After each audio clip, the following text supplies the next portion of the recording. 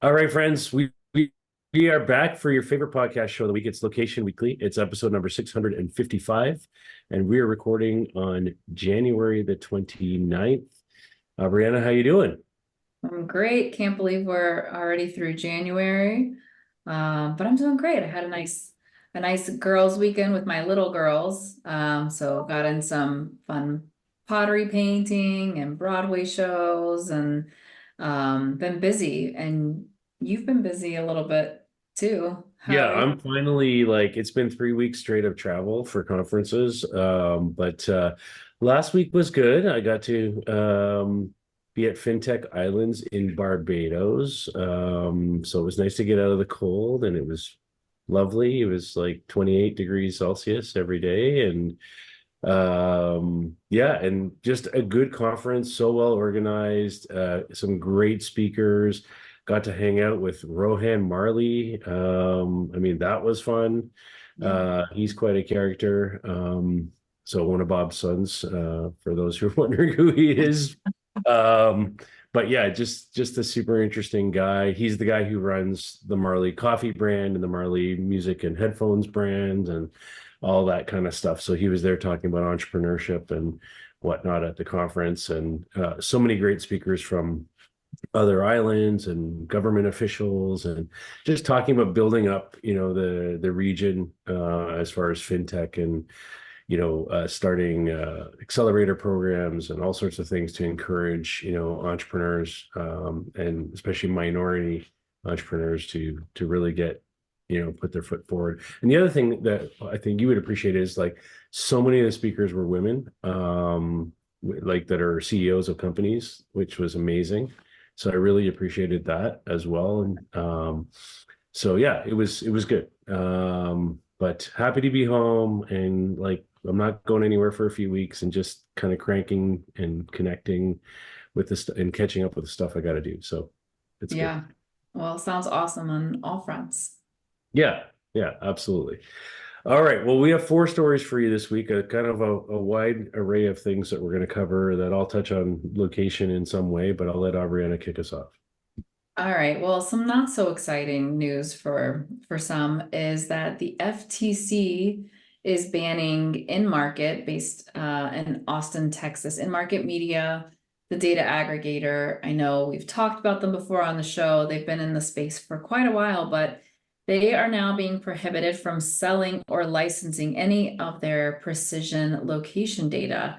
So this is settling their Federal Trade Commission charges, saying that they did not fully inform consumers or obtain their consent properly before collecting and using the location data for advertising and marketing specifically. So they're going to be prohibited moving forward from selling, licensing, transferring, or sharing any product or service that categorizes or targets consumers based on sensitive location data. So if you're not like aware of how this happens, InMarket collects location information. They have a variety of different sources.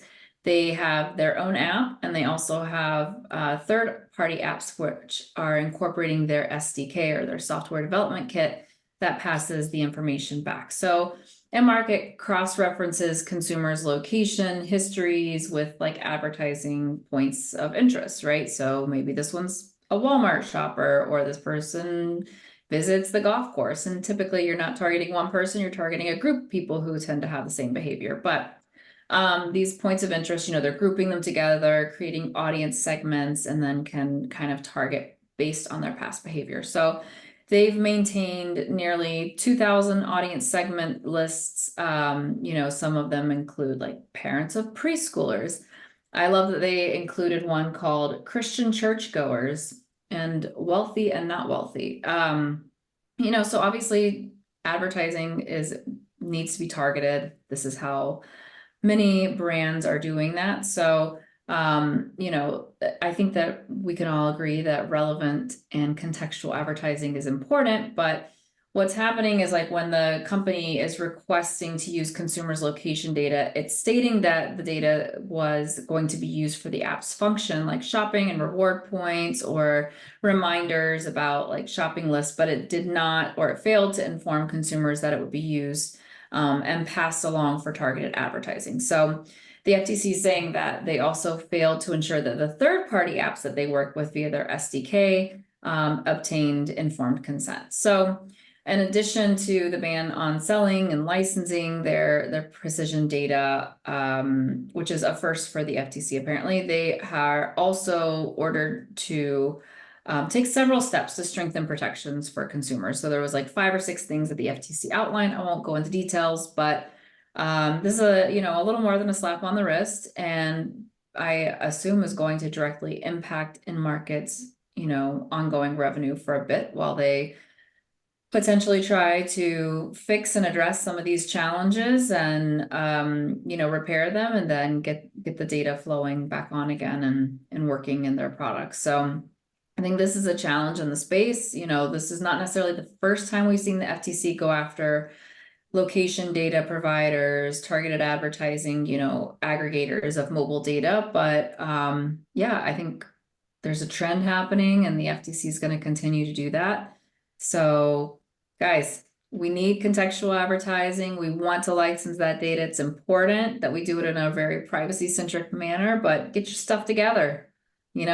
Everybody, check your consents now. Yeah.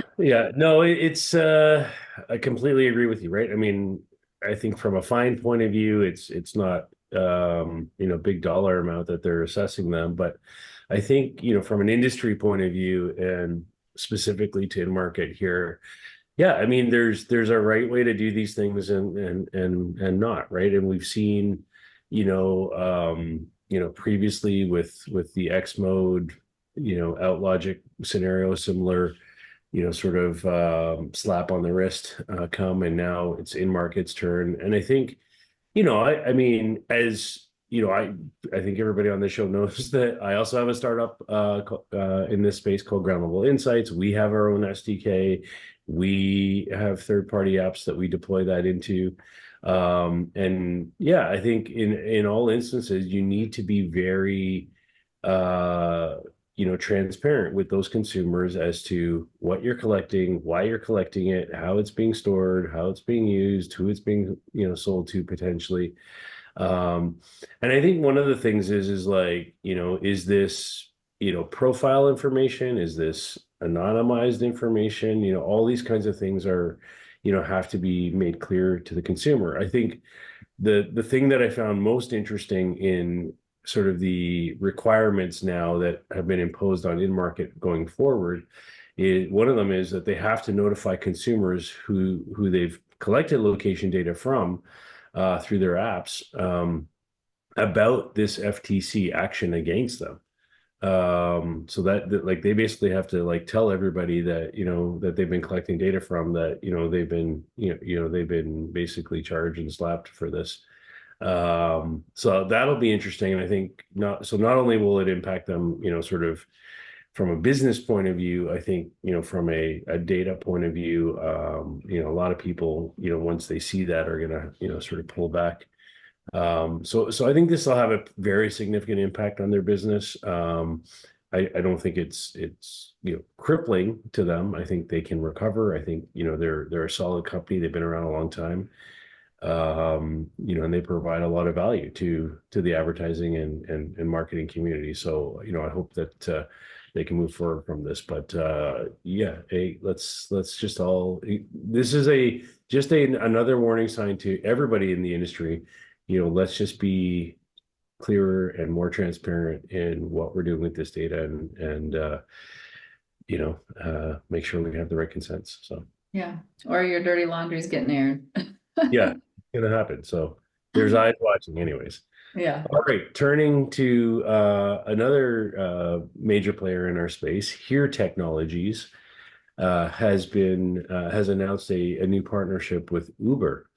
And I think this one's interesting. So basically, we know Here has been globally one of the biggest and most accurate providers of POI information out there. And so now they've got this new partnership with Here, and it's all about sort of enhancing the accuracy of what Uber is doing, both on the sort of delivery side of their business, as well as the people moving side of their business, the mobility side of their business, and ultimately safety. When you're talking about consumers as well. And it's interesting the timing for this, because this was announced at CES, and I remember being at CES, and I had a conversation with somebody from Uber, and I actually approached them on behalf of a client of mine, or a partner client of mine, that had come to me and said, "Hey, do you know anybody at Uber? Because we're having a lot of trouble, using the service, because somebody requests an Uber from our business, our facility, which is a massive facility in New York. And when the driver comes, it's like 2 blocks away is where the pin is sending them on the map. So there's these sort of inaccuracies, and they're like, is there a way to like reach out to somebody at Uber and get this corrected?" And so it's funny that this story then comes out, and this is all about improving the how precise the mapping and the geolocation capabilities are. And we know here to have kind of one of the most robust POI databases out there. So I think this is a good for Uber. Obviously, it's good for here. And here's been quiet, I would say, the last previous 6 months, towards the end of the year, but all of a sudden they're coming out, rolling out here in January with announcements. They also announced a enhanced partnership with What Three Words, using the Here Location Services API platform. You can now access What Three Words. So Here also does a ton of work in with the car companies and things like that. And so they just seem to be pushing now on sort of getting their technology into all these other services, be it Uber or What Three Words, and making that available. So I like kind of the direction generally I'm hearing. I shouldn't use that word, that I'm seeing from here. So Yes, good direction. I like that. No, I think this is like super important, and it's nice to see these announcements coming on a continued and regular basis. It's also interesting to know that like you kind of overheard the conversation that maybe springboarded into this partnership. So yeah. So we'll see if it goes anywhere. But yeah. yeah. I Well, think it's a good, certainly that partnership is a really good one for improving Uber's accuracy. And, we know how many of us rely on that. So, yeah, absolutely. Okay, well, let's go into maybe more of the digital signage space and an announcement that just came out. ExtraMile, which is a Chevron gas stations, has partnered with Samsung Electronics. So they just announced this maybe a few days ago, a week ago perhaps, and they are launching this pilot program, right? So what is happening is there's 3 different stores that they're testing this out with right now. San Diego, Millbrae, California, and then Vancouver, Washington. So they're utilizing Samsung smart signage displays, which are 4K, beautiful displays, right? And they're getting some data-driven content, this strategy to help captivate and attract in-store shoppers. Nothing new here. We've been talking about this kind of game for a while, right? But really what they're doing now is offering this best-in-class picture and quality now with some fresh and relevant merchandising content. So the solutions leader, Creative Realities, installed the displays in these high traffic areas around like the soda fountains, snack aisles. Think about where you go in your nearest, bodega or corner store, whatever, and or behind the register even. And so now what this relationship's allowing Chevron stations to do is utilize a few things really, but one, they're going to utilize Samsung's Magic Info content management solution. So think about they can distribute some dynamic content. This includes partners like Sprinkler Social, IBM Weather. So being able to kind of pull in some interesting dynamic content that could be changing. And then also integrating with Fast Sensors foot traffic analytics software. So they have this connectivity that's provided by T-Mobile's 5G business internet solutions. And now the fast sensor provides like e-commerce style metrics, right? So a customer's physical journey as they move throughout the ExtraMile store, and then helps them understand like actionable customer behavior so they can guide improvements, and the shopping experience can be better. I mean, these are small stores, I think, for the most part, so you're not talking about like hundreds of thousands of square feet that you need to navigate, but still I think just understanding like where customers spend time and maybe opportunities to have like end caps and things like that that would attract more attention is really helpful. So the pilot is also introducing, this might be the most exciting part, a digital human assistant, which is, for example, the one that they just launched is called Sam the Sommelier. So it's this hyper realistic generative AI powered virtual being, say that 5 times fast, that can interact with customers. It can do that via voice and live chat. That's an app, and it's providing recommendations for wine pairings based on their food purchases. So you can learn more about each wine and get assistance to complete the transaction all through natural conversation with this virtual Sam, right? I think this is really interesting. I find this is an interesting place to start. I don't think of purchasing or pairing wine from the Chevron gas station with, my bag of chips, but, maybe there's an opportunity here and I am overlooking it. So I think that from the picture they showed, there seems to be a little bit more than like your average Boone's Farm, which is good.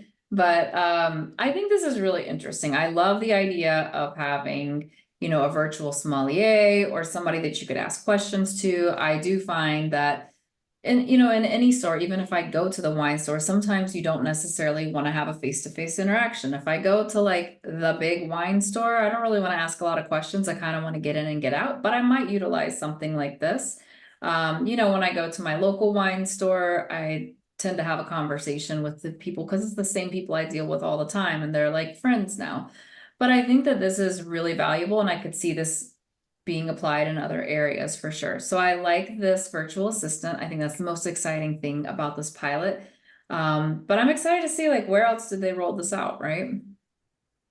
Yeah, I think it's interesting, right? Like I think that if I'm walking through a convenience store or a grocery aisle and there's some sort of digital sign tablet type of device that's mounted there, and there's real-time content, there's a digital human that's trying to talk to me and sell me something, I'm going to certainly pause and pay attention to it, at least for a few seconds. So, I think it's just something that kind of changes the dynamic of what you're used to, right? So, in that kind of environment, and if it can then give me additional information or recommendations, or offer me something, and then I understand you can also like order directly from Sam, on this tablet or screen. So I think that part is interesting in terms of how they tie that into, the in-store experience. Yeah, I mean, and then it even talked in the story somewhere about like, customers can take product quizzes, or maybe fill out surveys or things like that, maybe to get a discount or a coupon. So maybe there's some opportunities for engagement there. And then I really like the fast sensor piece, right? I think anytime you have a retail media network or any kind of screen in these kinds of environments, the biggest challenge to me is, how do you measure, engagement? How many people are passing by? How many people are looking at it? What are those traffic analytics around that look like? And I think that's super interesting. And, even with what I'm doing at ground level, we've been working with some of these analytics companies that are doing, in-store, signage analytics, and tying them back to the out-of-store analytics that we do. So I think there's a big market for that part of it. Because it doesn't matter what the medium is, as you and I talk about all the time, if you can't measure it, then what's the point, right? So you've got to have some analytics tied to this. And so I think it's really smart that they've made that combination there. So Yeah, sure. okay, final story now. We're going to talk about Sam's Club. Now, are you a Sam's Club member, Brianna? I am not. I've had Costco and BJ's, but I haven't used Sam's Club in probably like 20 years. But I Yeah, mean, it's all pretty similar. they're all very similar. So I, I guess it would have been because I'm up in Toronto here, and we don't have Sam's Club anymore, but we used to have Sam's Club, and I had a membership back when we did, and used it a lot, and it was especially helpful like when my kids were little and you needed to buy diapers, in massive quantities and things like that. It came in really handy. But like you say, they're all pretty similar. I have a Costco membership today. And you go to these things and you go in thinking, okay, I need these three items. And we all know you come out with, $300 worth of stuff that you don't need, but for some reason you think you do. But one of the friction points I think is you buy all your stuff, and then as you're leaving, there's always a person, an associate that's standing at the door that needs to like check your receipt to match what's in your cart, make sure you're not stealing anything. Got to get Uh, that you Sharpie know, smiley face on your receipt. yeah, that loss prevention employee that's standing at the door. So, I find that fascinating. I've started to see it even at Walmart now. There's somebody that's like there checking your stuff. It's like outside the self-checkout lanes because, they want to make sure that people aren't abusing the self-checkout system. So, anyhow, Sam's Club announced recently a artificial intelligence and computer vision based technology to verify that people have paid for the things that they're taking. And it's all about, in this case, sort of eliminating the need for the human at the door to physically look at your receipt and give you that happy face or check mark or whatever that they do. So they're piloting this at 10 stores initially, and those stores are in, I think, Texas, from what I recall. Yes, they're in Texas, and I think there's one yeah, all in the Dallas metro area, and then there's one in Joplin, Missouri. Um, and I think it's kind of cool. So essentially, um, it's using this computer vision technology, they scan the area, they identify kind of the products are there, they match it to the receipt piece, from that point of view. And I think the other thing that's really interesting about this is that the technology isn't something they bought. They built it internally within their labs, and now they're rolling this out. And they're so sort of, gun ho on this that beyond this 10 stores, they're planning to roll this out to all 600 stores by the end of the year. Um, so essentially, there's a camera, takes a screenshot of the cart as it's going through. It looks at, kind of what's in there, does that calculation against, the receipt piece, and away you go. So I think it's great. I think if you can remove that piece there, maybe they can offer this technology to Costco and the others. I don't know if they're that friendly with each other, but um, it's definitely a point of friction. So I think if you can solve that, then and kind of free up those people to go do something else in the store, it's a good thing. Yeah. I mean, just the last time I was there was a line like 25, 30 people deep just waiting to go through to get their receipts checked. And so I'm sorry, smiley face drawers. My kids love you, but I think this is an area I'm very comfortable with AI taking that job. There you go. All right. So that's our stories for this week. Four interesting in market less interesting, I guess, that the FTC is taking some action there. Maybe a warning to many in our industry, but some interesting innovations in technology, nonetheless, in what Sam's Club and others are doing. So we thank you for your time. Please reach out to us if you have story ideas for upcoming weeks. If you have feedback, you can find us on all the social channels. Just reach out to us. We would love to hear from you. And we'll see you next week for another show. So have a great week, everybody. We'll talk to you soon. Thanks. Bye. Bye.